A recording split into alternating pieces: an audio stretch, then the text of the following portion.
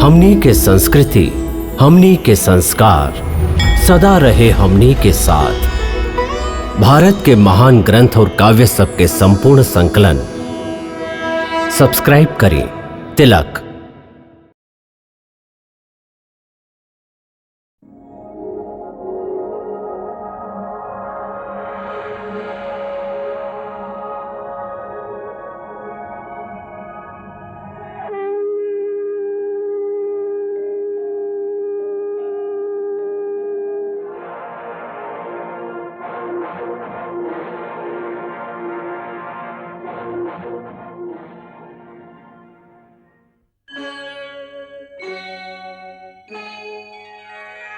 कृष्णा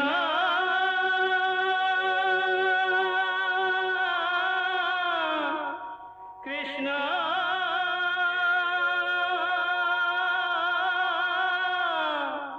हरे कृष्णा हरे हरे।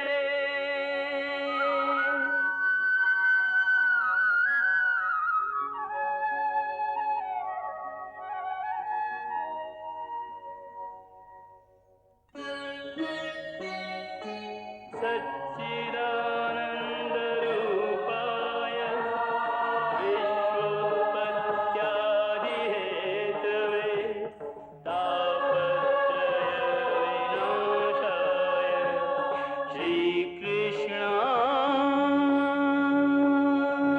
वयं नमः।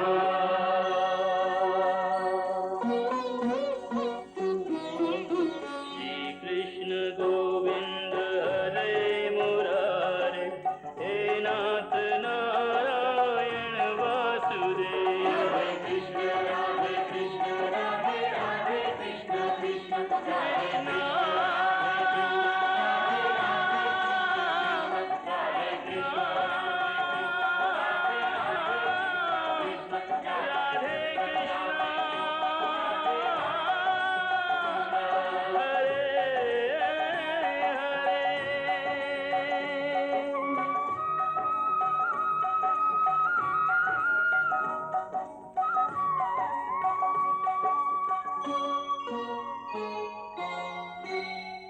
द्रोणाचार्य पांचाल नरेश द्रुपद के भी वध कर दिलन।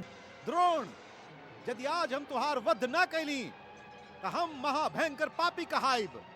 ऐसे हम प्रतिज्ञा करत हई कि यदि हम अपन पिताजी के मृत्यु के प्रतिशोध न लेली तो हम उनके तरह वीर गति के पाइब। ई पांचाल युवराज दृष्टद्युम्न भी प्रतिशोध के यज्ञ में द्रोणाचार्य के आहुति दिहल चाहतारन।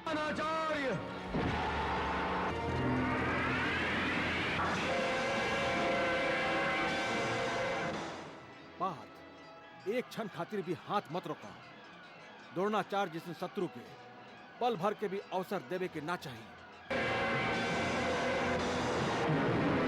दोनों के युद्ध के कुशलता देख के ई कहल मुश्किल है कि दोनों में गुरु के है और के शिष्य। गुरु तबो गुरु होला।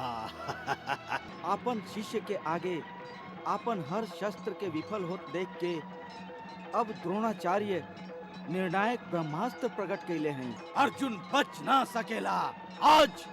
आज जरूर गुरु द्रोणाचार्य अपन प्रतिज्ञा पूरा करी है। हाँ मामा जी।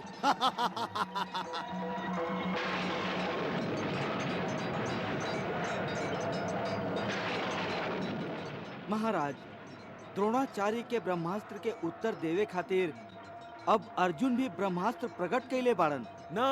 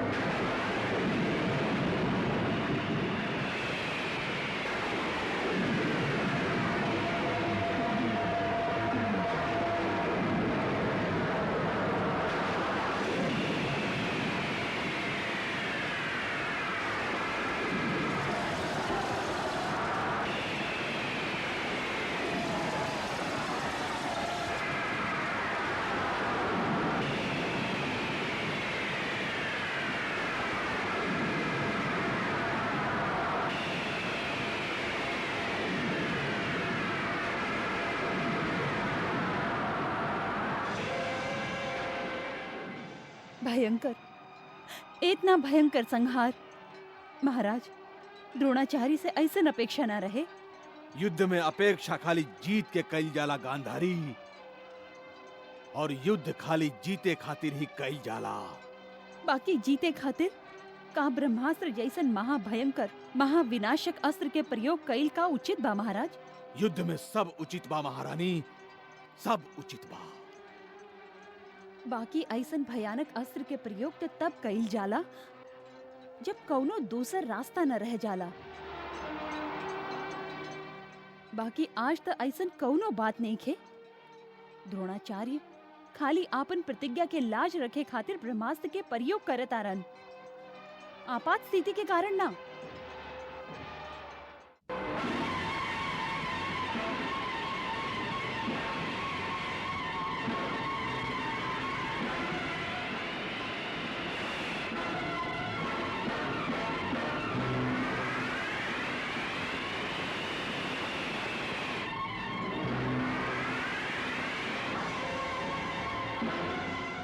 बड़का भैया पांडव विनाश के कगार पर खड़ा बाड़न। अब खाली आप ही उनका रक्षा कर सकेले। अब खाली आप ही पांडव के हार के जीत में बदल सकीले। काहे कि गुरु द्रोणाचार्य के वध आपके मुंह से निकले वाला खाली एक वाक्य पे निर्भर करता। काल रात के नीति के अनुसार हम अश्वत्थामा नाम के हाथी के वध करे से पहले आपके आज्ञा लेबे आयल हई। याद बा ना कि आपके खाली इतने कहे के बा कि अश्वत्थामा मर गए। ना भीमसेन, हमार मन एह छल खातिर अभइयो नहीं खे मानत। बड़का भैया, जब आपके मन नहीं खे मानत तो ई जे विनाश हो रहल बा ओकरा के रोके खातिर खाली एक ही रास्ता बा। जब एगो घातक और अधर्मी शत्रु खातिर हम लोगन के मन में दया बा तो फिर युद्ध करके अकारण योद्धा लोगन के बलि देवे से तो ये अच्छा होई कि हम लोग यही समय अपन शस्त्र नीचे रख के स्वयं हार मान ली और अपन हाथ जोड़ के दुर्योधन के शरण में चल जाएं। ना, युद्ध हार के हम लोग पापी दुर्योधन के दास बन जाए तो का हुई? पहले भी तो हम राजा विराट के घर में खाना बनावत रही, वही तरह हम पापी दुर्योधन के घर में भी खाना बनाई। और अर्जुन हस्तिनापुर के स्त्रियन के नृत्य के शिक्षा दी है और पांचाली द्रौपदी राज स्त्रियन के दासी बन के रहली है। ओकरा बाद भी यदि दुशासन जैसन कोनो दुराचारी नीच पांचाली द्रौपदी के अपमान करी तो सह ले। हम लोग के आदत पड़ गई बा अपमान सहे के। बस करा भीमसेन, बस करा। अब और अधिक चोट मत पहुंचावा हमार मन के। अब और यातना मत दबाई। इस सगरे चोट, इस सगरे यातना हम भुगत चुकल हैं। और यदि हम गुरु द्रोणाचार्य के वध ना कैनी तो ये है सब हम लोगन के भविष्य में भोगे के पड़ी। ना ना भीमसेन, तो फिर आप हमरा के अश्वत्थामा नाम के हाथी के वध करे के आज्ञा दे दी।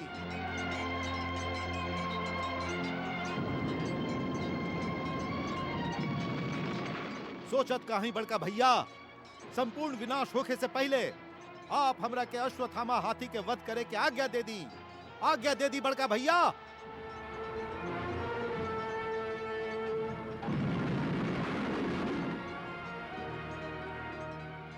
भीमसेन, तू हमरा मन में चलत ए युद्ध के दिशा दे दिले बाड़ा। अब हम निर्णय ले ली। जा, हम तोहके आज्ञा देत हई कि तू अश्वत्थामा नाम के हाथी के वध करा। जा। ए दोस्त अश्वत्थामा, पांडवन खातिर तू जे अपन प्राण के बलिदान देवे जा रहल बाड़ा, ओकरा खातिर तुहार नाम भी ओह वीरन में शामिल कर दिहल जाई जे एह युद्ध में वीर गति के प्राप्त कैले बाड़ा। तू खुश तो बाड़ा ना हमार दोस्त?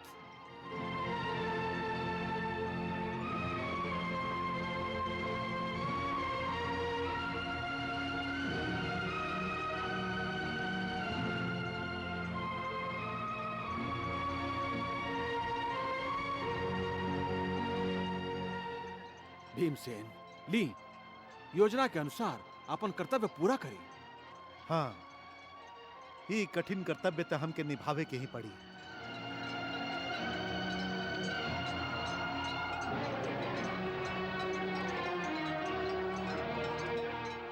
क्षमा करिए हमार मौन योद्धा।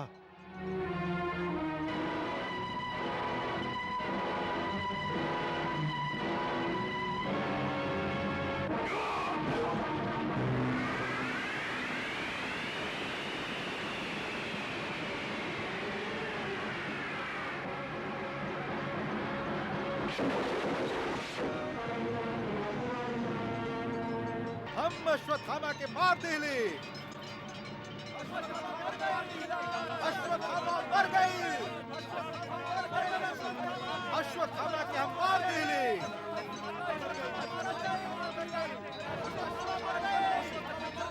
अश्वत्थामा मर गई। अश्वत्थामा मर गई।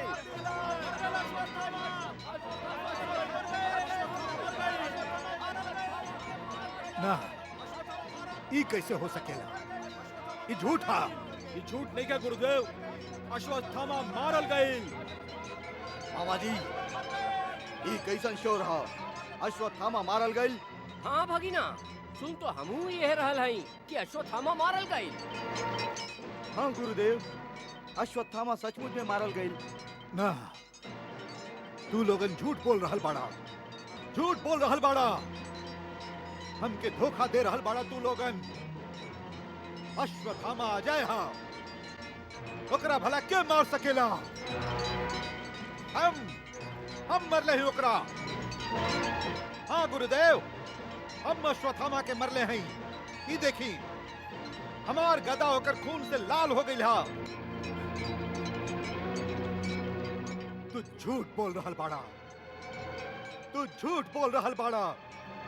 अश्वत्थामा जीवित था।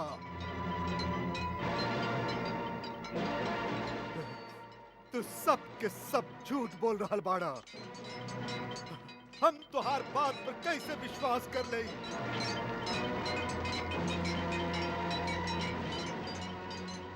युधिष्ठिर, तू चुप काहे बाड़ा? काहे बाड़ा तू चुप? तू कहा कि ये सब कुछ झूठा। झूठा ये सब कुछ। अश्वत्थामा जीवित था। तू तो धर्मराज बाड़ा। धर्म से कहा कि का ये सब साचा कि अश्वत्थामा मारल गईल?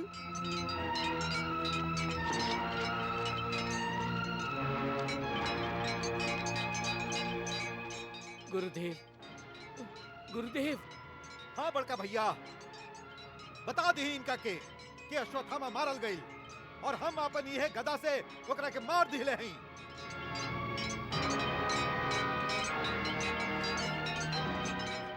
बताई बड़का भैया।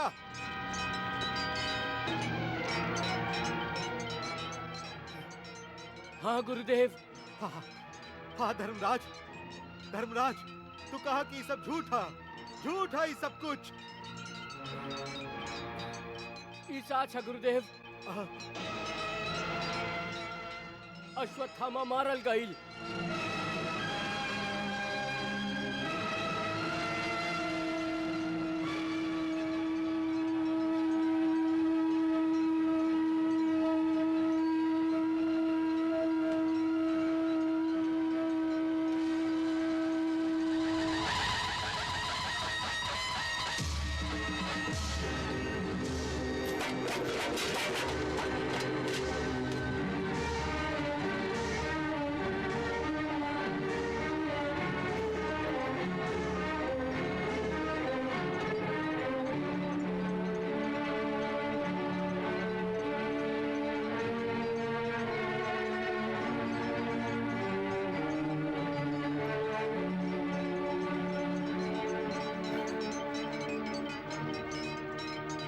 सेनापति दृष्टद्युम्न।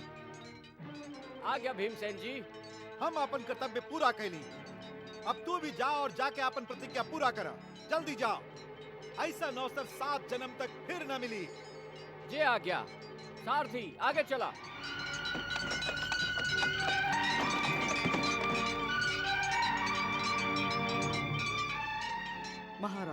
धर्मराज के मुंह से अश्वत्थामा के वध के समाचार सुन के द्रोणाचार्य के हाथ से वहां के धनुष और बाण गिर पड़ल है और वहां के खुद भी अचेत होके गिर पड़ल हैं।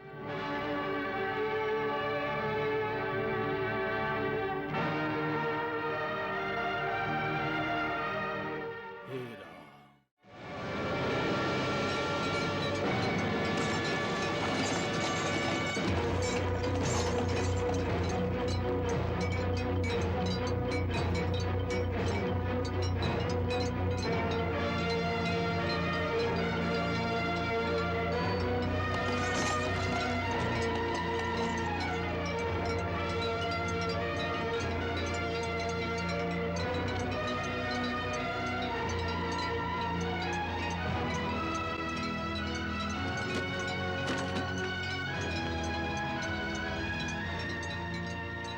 द्रोणाचार्य!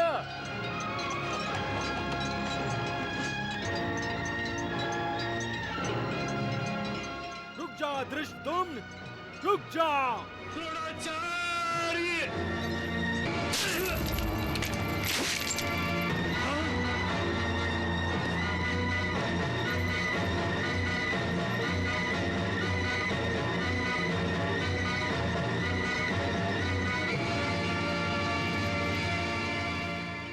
द्रोणाचार्य, हम अपन प्रतिज्ञा पूरा कैली।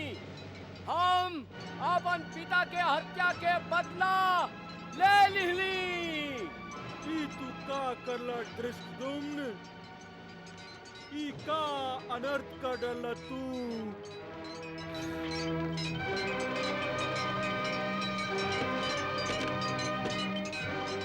सारथी रथ चलावा। गुरु द्रोणाचार्य मारल गइलन, गुरु द्रोणाचार्य मारल गइलन।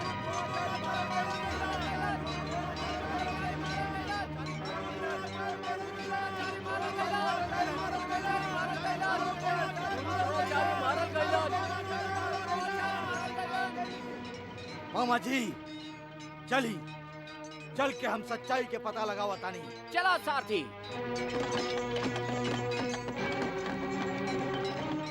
हे धर्मराज, हम अपन पिता के हत्या के बदला ले लिहली।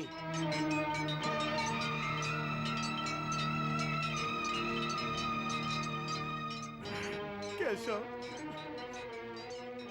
हमार धनुर्विद्या आज अनाथ हो गई।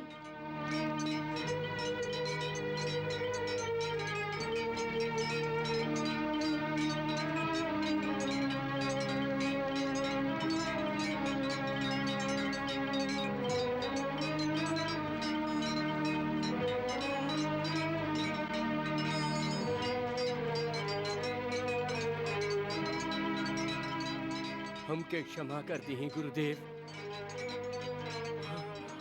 हमके क्षमा कर दी।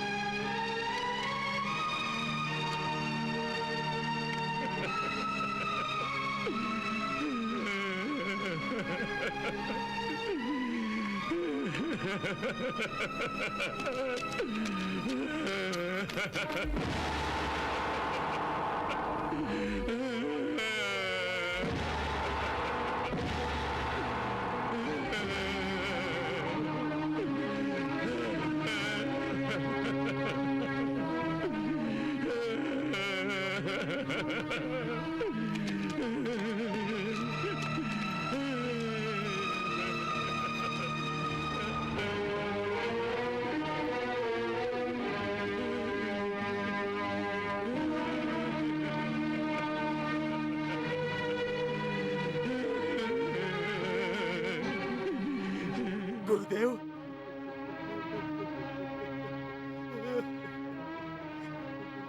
गुरुदेव, ई का अनर्थ हो गई। बाकी ये सब भइल कैसे?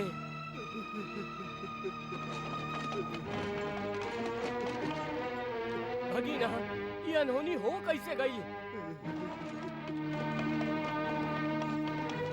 अश्वत्थामा अश्वत्थामा अश्वत्थामा जीवित था।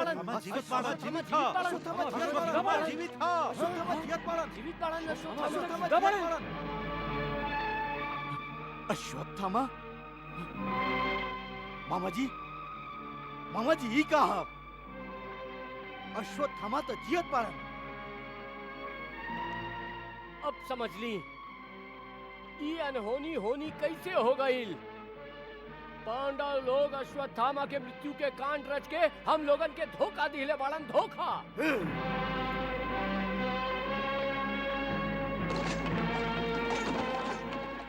महाराज अश्वत्थामा जीवित बा। अश्वत्थामा जीवित था। तो फिर धर्मराज ई काहे कहले रहे कि अश्वत्थामा मारल गई? ई षड्यंत्र हा गांधारी, षड्यंत्र हा। यह षड्यंत्र पुत्र मोह ग्रस्त द्रोणाचार्य के अचेत कर दिले रहे और फिर धृष्टद्युम्न उनकर वध कर दिलास। बाकी एगो निशस्त्र और अचेत योद्धा पर प्रहार कइल त क्षत्रियन के युद्ध के नियम के विरुद्ध है। हाँ गांधारी, तू हो देख ला, पांडव भी अब अधर्म करे लागल बाड़न। वो लोग एगो निशस्त्र और अचेत द्रोणाचार्य के वध करके जो अधर्म कैले बाड़न, ओ अधर्म के दंड जरूर ई लोगन के अश्वत्थामा दी। कृष्णा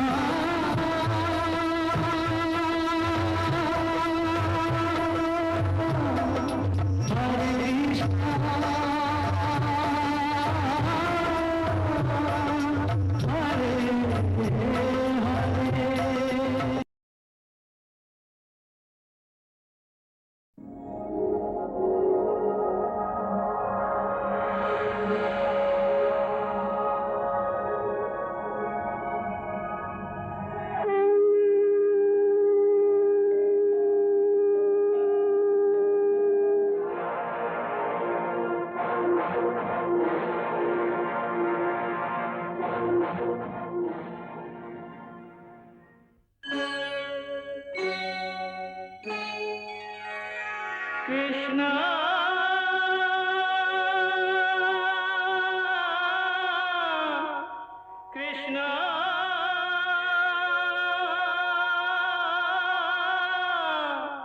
हरे कृष्णा हरे हरे।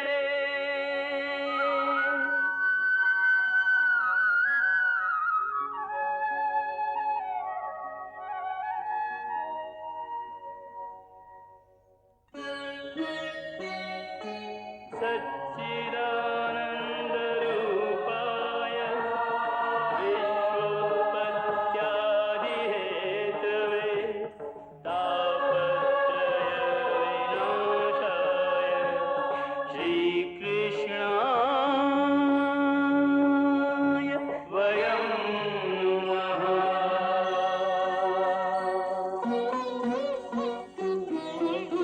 श्रीकृष्ण गोविंद हरे मुरारे, हे नाथ नारायण वासुदेव। हरे कृष्ण राधे राधे कृष्ण कृष्ण कृष्ण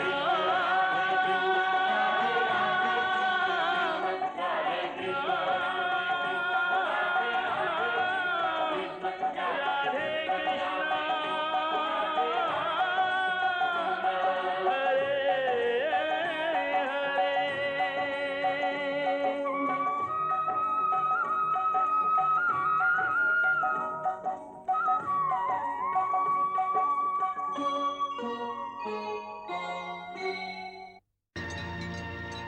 द्रोणाचार्य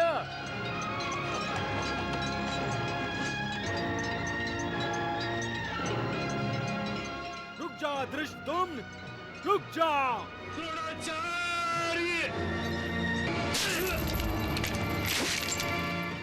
द्रोणाचार्य हम अपन प्रतिज्ञा पूरा कैली। केशव, हमार धनुर्विद्या आज अनाथ हो गई। गुरुदेव ही का अनर्थ हो गई। मामाजी ही कहा अश्वत्थामा तो जियत बाळन। महाराज अश्वत्थामा जीवित बा। अश्वत्थामा जीवित था? तो फिर धर्मराज ई काहे कहले रहे कि अश्वत्थामा मारल गई? ई षड्यंत्र हा गांधारी, षड्यंत्र हा। यह षड्यंत्र पुत्र मोहग्रस्त द्रोणाचार्य के अचेत कर दिले रहे और फिर धृष्टद्युम्न उनकर वध कर दिलास। बाकी एगो निशस्त्र और अचेत योद्धा पर प्रहार कईल त क्षत्रियन के युद्ध के नियम के विरुद्ध है। हाँ गांधारी, तू हो देख ला, पांडव भी अब अधर्म करे लागल बाड़न। वो लोग एगो निशस्त्र और अचेत द्रोणाचार्य के वध करके जो अधर्म कैले बाड़न, ओ अधर्म के दंड जरूर ई लोगन के अश्वत्थामा दी।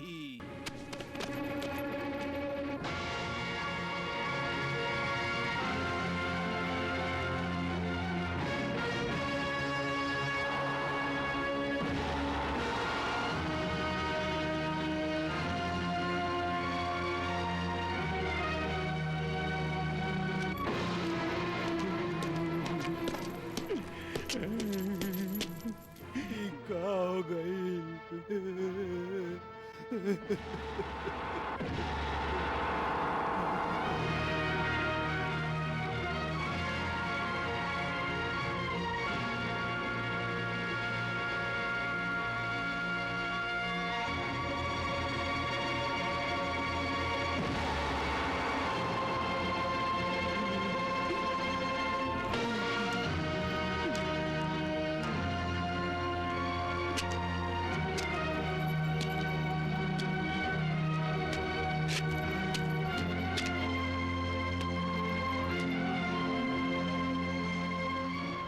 अश्वत्थामा,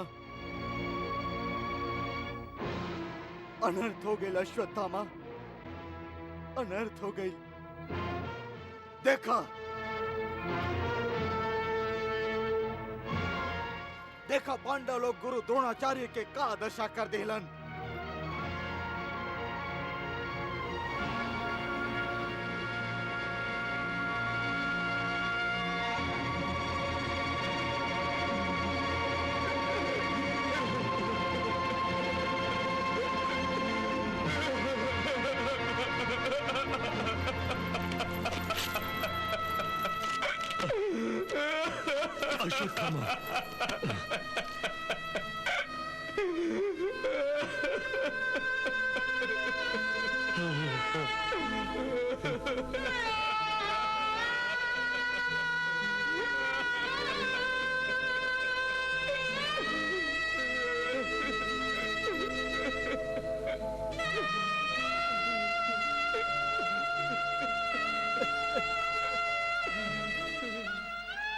पिताजी, क्या हो गई? कैसे हो गई ली अनर्थ?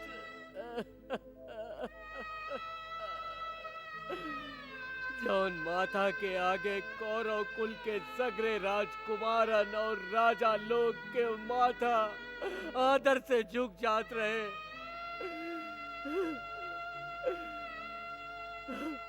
आज वे माथा धरती पर ठोकर खाए खातिर पड़ाला।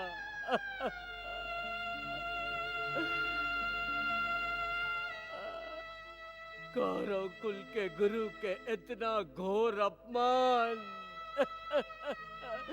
ना पिताजी, ना ना।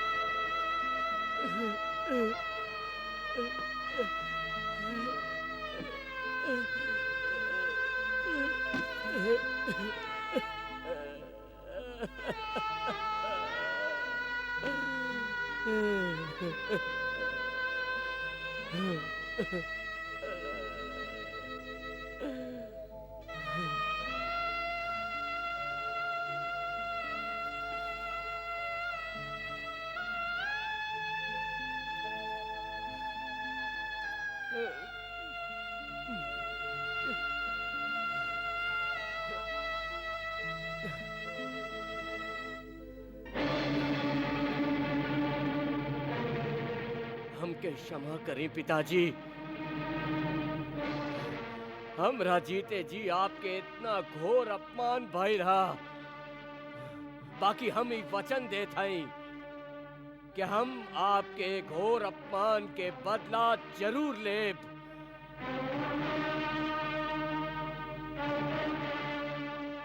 के कैलाश ई अनर्थ, के कैलाश का उनकर सहायता करे खातिर केहू भी ना रहे। तुहार वध के समाचार सुन के हम यहाँ पहुंच तक गए रही, बाकी बहुत देरी हो गई रहे अश्वत्थामा, बहुत देरी हो गई रहे। इससे पहले कि हम पांडव सेनापति धृष्टद्युम्न के रोकती, वो आचार्य द्रोणाचार्य के गर्दन उड़ा देला। धृष्टद्युम्न पिताजी के वध कैलाश, अरे अर्जुन भी वहाँ के वध न कर सकत रहे, फिर ही धृष्टद्युम्न से ही कैसे संभव हो गई? अश्वत्थामा, तू पांडवन के ओ षड्यंत्र के भुला रहल बड़ा, जे ऊ लोग तुहार मृत्यु के झूठा समाचार फैला के कैले रहन। अश्वत्थामा, तू तो जाना तारा कि गुरु द्रोणाचार्य तो से कितना प्यार करत रहली। यही से दुर्भाग्य से वहां के ये झूठ के सच मान लिहले हो खब, और वहां के हाथ से शस्त्र छूट गई हुई।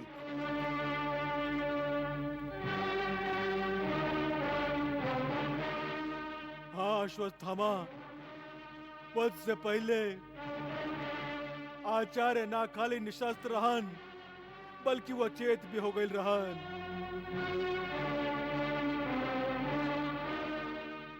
निशस्त्र और अचेत पड़ल रही। धृष्टद्युम्न नंगा तलवार लेके दौड़ल और वो आचार्य के वध कर डरलस। धृष्टद्युम्न और वो आचार्य के माथा के धड़ से अलग कर दिलस और उनकर कटल माथा के दूर फेंक दिलस। धृष्टद्युम्न,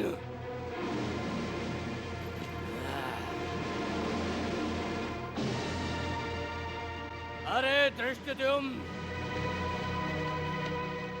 अरे पांचाल लोगन, ए सगरे पांडवन,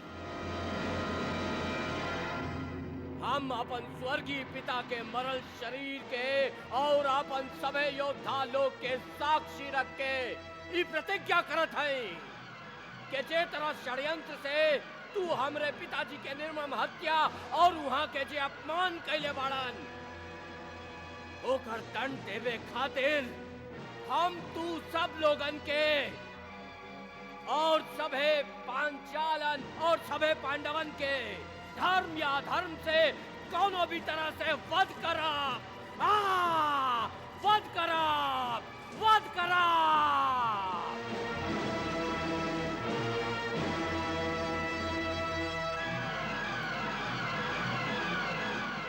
आज महातेजस्वी नारायण अस्त्र के प्रयोग करब। हाँ, नारायण अस्त्र, जेकर उत्तर अर्जुन के अस्त्र भंडार में भी नहीं थे।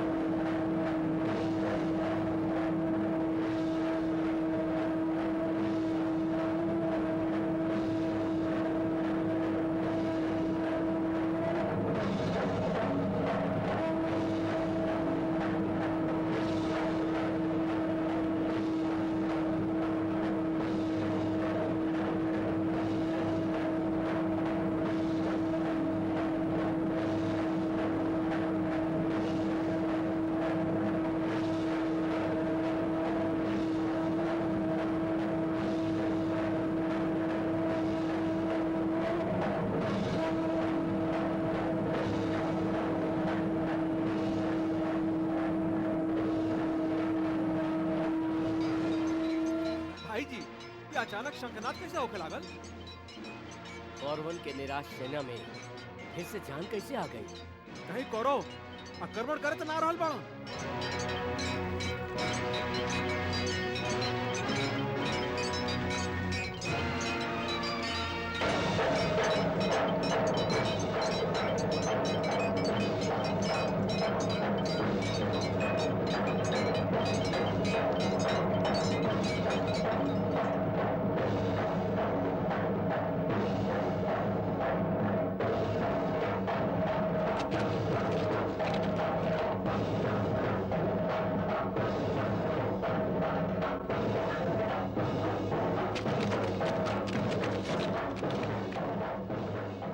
पिता ब्रह्मास्त्र के प्रयोग कैलन और अब बेटा महानारायण अस्त्र के प्रयोग करे जा रहल ह।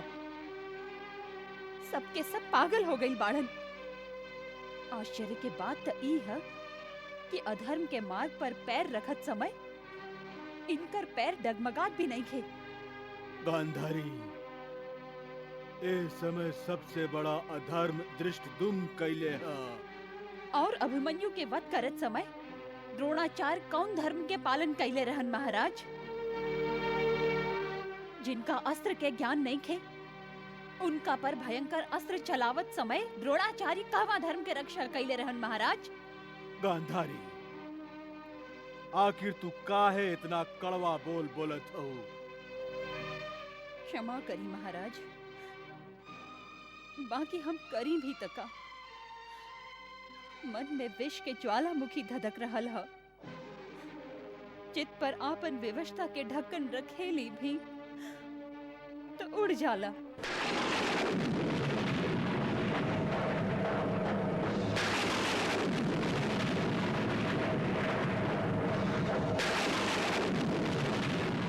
हे कायर पांडवन, हम तू लोग के तरह कायर नहीं खी कि जब सामना न कर सकला था झूठ बोल के केहू के अस्त्रन के त्याग करवा के एगो निशस्त्र के हत्या करवा दिला।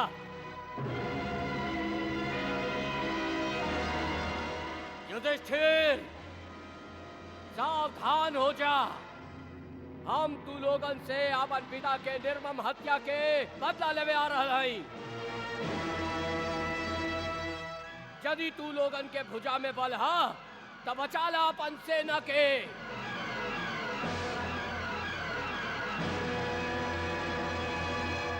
लागता आज अश्वत्थामा अपन पिता के हत्या के कारण पागल हो रहल हा।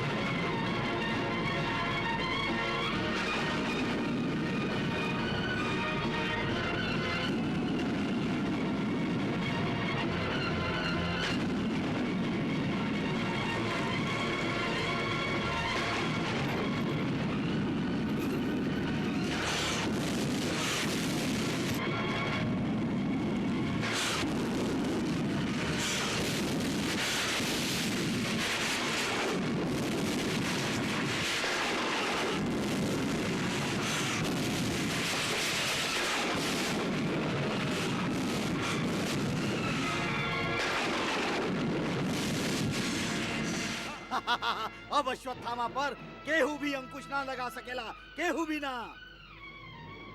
देखी देखी मामा जी, पांडव सेना कैसे भयभीत हो गई है, भयभीत। मामा जी हम अश्वत्थामा के ऐसन रौद्र रूप इससे पहले कबो ना देखली, कबो ना। हाँ भगिना, अश्वत्थामा अपन पिता के धोखा से कई गई मृत्यु से पागल हो गई हा, और ये पागलपन में वो पांडव सेना के विनाश कर डारी।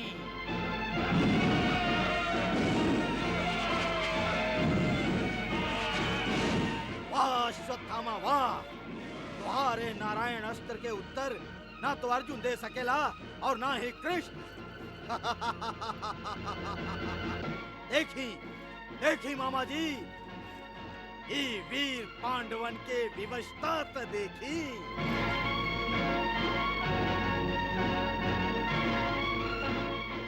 भगिना, लागता अश्वत्थामा आजे तोहार गला में विजयश्री के माला पहिरा दी। हाँ मामा जी, आप सही कह रहा हैं, सही।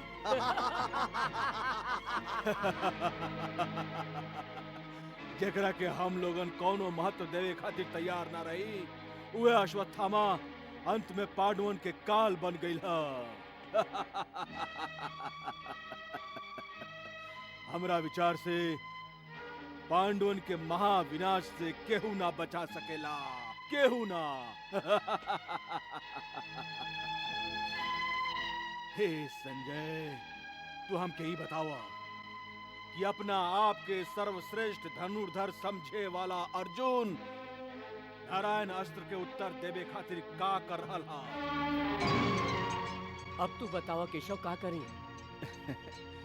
नारायण अस्त्र पर केहू प्रतिबंध ना लगा सके। केहू मनुष्य में इतना क्षमता नहीं खे। केहू और ना लगा सकेला, बाकी हम ही जानत हई कि तू जरूरे प्रतिबंध लगा सकेला। तू तो स्वयं नारायण बाड़ा, और फिर ही नारायण अस्त्र तो हार ही तो अस्त्र। हे वासुदेव, नारायण अस्त्र के विनाश के रोके के पांडवन के सगरे प्रयास विफल हो चुकल हा। पांडवन के सेना नष्ट हो रहल हा।